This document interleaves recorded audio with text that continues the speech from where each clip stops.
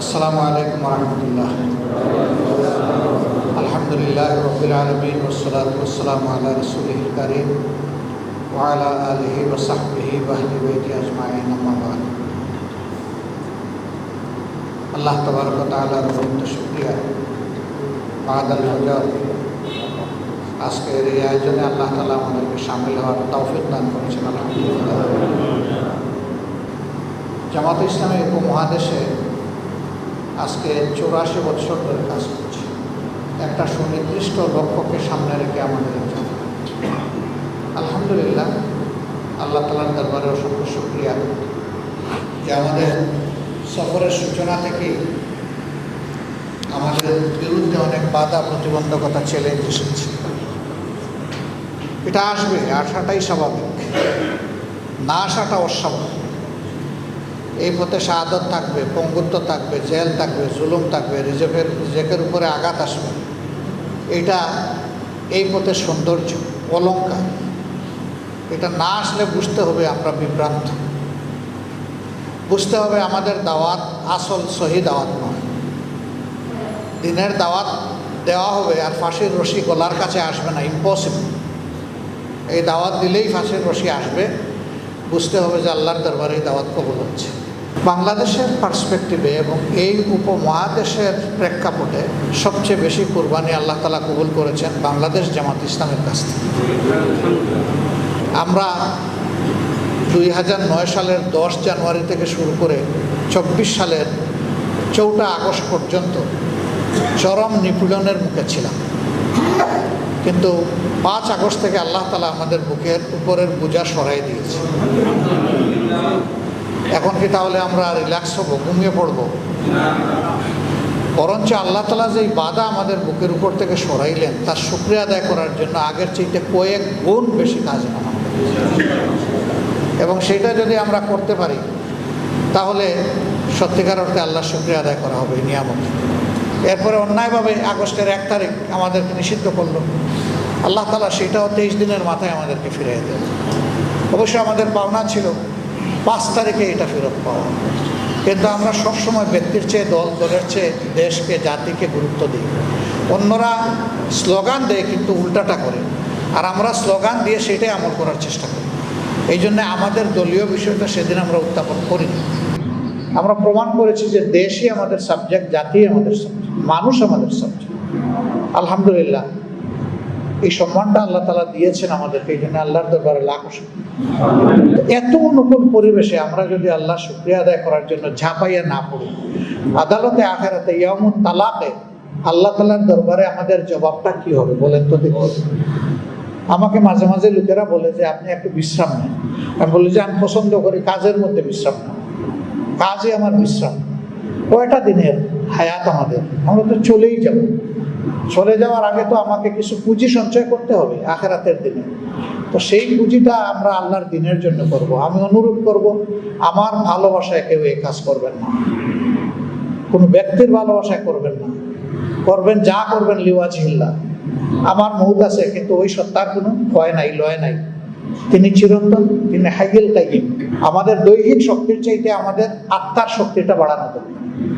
সেই আত্মার শক্তিতে যদি আমরা বলিয়ান হতে পারি তাহলে ইনশাআল্লাহ আল্লাহ তাআলা এই জমিনের দায়িত্ব আমাদের হাতে দিবেন। আর ওই শক্তি যদি আমরা অর্জন করতে না পারি আল্লাহ তাআলার তরফ থেকে, তাহলে কিছুতেই কিছু হবে না। আমরা পড়ে থাকবো, আমরা হামাগুড়ি খাবো, কিন্তু আমাদের গন্তব্যে পৌঁছে আমাদের পক্ষে সম্ভব হবে না। আমি দুনিয়াকে টার্গেট করব না, আমি দুনিয়ার পূজারি হব না, দুনিয়া আমার পিছনে গোলামের মতো ঘুরব। আমি ঘুরবো আল্লাহর গোলাম হয়ে। আমি যদি আল্লাহর গোলাম হয়ে ঘুরি, আল্লাহ তাআলা দুনিয়াকে আমার পায়ের নিচে এনে দেবেন ইনশাআল্লাহ। আর আমি যদি আল্লাহকে ভুলে যাই, আল্লাহ আমার ঘাড়ের পর দুনিয়াকে উঠাই দেবেন। তখন সেই দুনিয়ার বোঝা এবং ভার বহন করার শক্তি আমার থাকবে না, হাড় গুড় চুরমার হয়ে যাবে। এখন আমরা দেখছি না, যারা চরম দাপটের সাথে 15.5 বছর এই দেশে মানুষের উপর অনেক কিছু করেছেন, অনেক মানুষের তার হক থেকে তাকে বঞ্চিত করেছে, কিন্তু আখের কি শেষ রক্ষা হয়েছে? হয়নি। এখন সম্মানের জায়গায় আল্লাহ যাকে সম্মান দিতে চান সে ফিরে আসবে, আর যাকে আল্লাহ সম্মান উঠাই নিতে চান তার জন্য কোনো সম্মান থাকবে না। আল্লাহ তাআলা ক্ষমতা দেওয়ারও মালিক, ক্ষমতা নেওয়ারও মালিক। তুইজ্জু মান তাশা ওয়া তুযিল্লু মান তাশা। আল্লাহ ইজ্জত দেওয়ার মালিক, জিল্লতিও দেওয়ার। আল্লাহ যাকে দিবেন, যা দিবেন, এটা পরিবর্তন করার শক্তি কারণ। আমরা অবশ্য মানবতা কোনো মানুষের ধ্বংস কামনা করি না। আমরা চাই আল্লাহ তাদেরকে, আল্লাহর কাছে আমাদের মিনতি, আল্লাহ তাদেরকে হেদায়েত দান করুন, আমাদেরকে আল্লাহ কামিল হেদায়েত নসিব করুন। আমরা মানুষের জন্য বিরক্ত হয়ে হেদায়েত কামনা করবো না, আমরা ইখলাসের সাথে কামনা। সমস্ত মানুষকে যদি আল্লাহ জান্নাতে দেন, আমার কি কোনো অসুবিধা আছে নাকি? আমার জায়গা জান্নাতে হবে না আল্লাহ দিতে চাইলে? আল্লাহর ভান্ডারে কোনো কমতি নাই, আমরা চাইতে থাকি। আল্লাহ কাকে কবুল করবেন এটা তার মালিক। আমাদের মানসিকতা বদলাতে হবে, মানুষের কল্যাণকামী হতে হবে। আমাদের সহ্য গুণ, আমাদের ফারসাইটেডনেস, দূরদর্শিতা, এগুলো আমাদের অনেক বাড়াতে হবে। মনকে অবশ্যই বড় করতে হবে, মানবতাকে ধারণ করতে হবে। এতে যে যাই বলুক বলতে থাকুক, আমরা আমাদের আল্লাহকে খুশি করার জন্য। দিন শেষে ইনশাআল্লাহ আমাদেরই নৈতিক বিজয় হবে, অন্য কারণ ইনশাআল্লাহ। আর যদি এই জায়গাগুলো আমরা তৈরি করতে না পারি, খোলা মনে মানুষের সাথে মিশতে না পারি, যদি ফিনফিনা কাপড় নিয়ে হাঁটি আর নিজেকে একটা কিছু মনে করি সমাজের, যে আমি একটা কিছু, সর্বনাশ, আপনি ধ্বংস হয়ে গেছেন। এটা থেকে আল্লাহ আমাদেরকে সবাইকে হেফাজত করবে। এটা অন্তরের নাপাকি, এটা শয়তানের নিক্ষিপ্ত ষড়যন্ত্র। এই নাপাকি এবং ষড়যন্ত্র থেকে আল্লাহ আমাদের সবাইকে হেফাজত করবে। এই ক্ষেত্রে আমার একটা বিশেষ অনুরোধ, অন্যান্য সকল দলের সাথে অবশ্যই বন্ধুত্বপূর্ণ সম্পর্ক রাখবেন, বিশেষভাবে বন্ধুত্ব সম্পন্ন সম্পর্ক গড়ে তুলবেন যারা দ্বীনি মহল। জানবেন এরাই আমাদের আদর্শিক ভাই। আমি জানি না আমার কোনোদিন বাদ যায় কিনা, শেষদায় গিয়ে কমপক্ষে এটা আল্লাহর কাছে আমি দেখতে যে আল্লাহ ইমানদারদেরকে তুমি একটা ঐক্য বানাই দাও। আল্লাহ কিভাবে দিবেন আল্লাহ ভালো জানেন। আল্লাহর কাছে ওইটা নিয়ে আমাদের কোনো ডিমান্ড দেওয়ার দরকার নেই। আল্লাহর কাছে শুধু আমাদের আরজটা পেশ করে রাখা দরকার। 5 তারিখে এরকম হবে আমরা কেউ কল্পনা করেছি? এই ছেলেরা কল্পনা করেছে। এই ছেলেদের সাথে আমাদের মূল সংগঠনের দায়িত্বশীলরাও রাত জেগেছেন, দফায় দফায় বসেছেন, তাদের জন্য দোয়া করেছেন, পরামর্শ দিয়েছেন।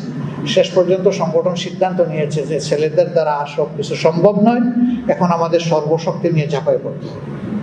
শেষের 4-5টা দিন এমনই ছিল। বিশেষ করে আমাদেরকে নিষিদ্ধ ঘোষণা করার পরে আমরা আর পিছনের দিকে তাকাই, যে এখন আমাদেরকে সামনের দিকে যেতেই হবে এবং যত রিস্ক নেওয়ার সমস্ত রিস্ক আল্লাহর উপর ভরসা করে নিতে হবে। আলহামদুলিল্লাহ, শুধু আমাদের কারণে নয়, এই জমিতে অসংখ্য মুসলিম বান্দাবান্দির কারণে আল্লাহ আমাদেরকে নাজাত দিয়েছেন। বর্তমানে যারা সরকারে আছেন তারা যতদিন জনকল্যাণে কাজ করবেন আমাদের সমর্থন সহযোগিতা তারা পাবে। কোনো সময় যদি আমরা দেখি যে তারা উল্টাপাল্টা শুরু করে দিয়েছেন, আমরা চেষ্টা করব সংশোধন করার। আমাদের সংশোধনী কবুল না করলে আমরা সাথে সাথেই প্রতিবাদ করব, কেউ করুক অথবা না, এটার আমরা পরোয়া করব না, কারণ এটাই আমাদের দায়িত্ব। তো এই জন্য আমরা দোয়া করি তারা যেন ব্যর্থ না হয়। আমরা দোয়া করি তারা যেন জনগণের স্বার্থের বিপক্ষে কোনো পদক্ষেপ না নেয়। এখানে অনেকগুলো মাদ্রাসা আছে, দ্বীনি মার্কাজ আছে, আলহামদুলিল্লাহ এখন তারা আমাদেরকে অনেক মহব্বত করে। রাস্তাঘাটে হাঁটলেও টের পাই, তাদের কাছে গেলেও টের পাই। আবার তারা আমাদের কাছে যখন আসেন তখনও আমরা টের পাই। এটা অতীতে ছিল না। এই সবগুলো আল্লাহর দান। আমাদের মুরব্বীদের রক্তের এটা আওয়াজ, ওই রক্ত আওয়াজ দিচ্ছে এখন। শহীদ আমিরে যেমন বলেছিলেন যে আমার রক্ত ইনশাল্লাহ পরিবর্তনের সূচনা করবে।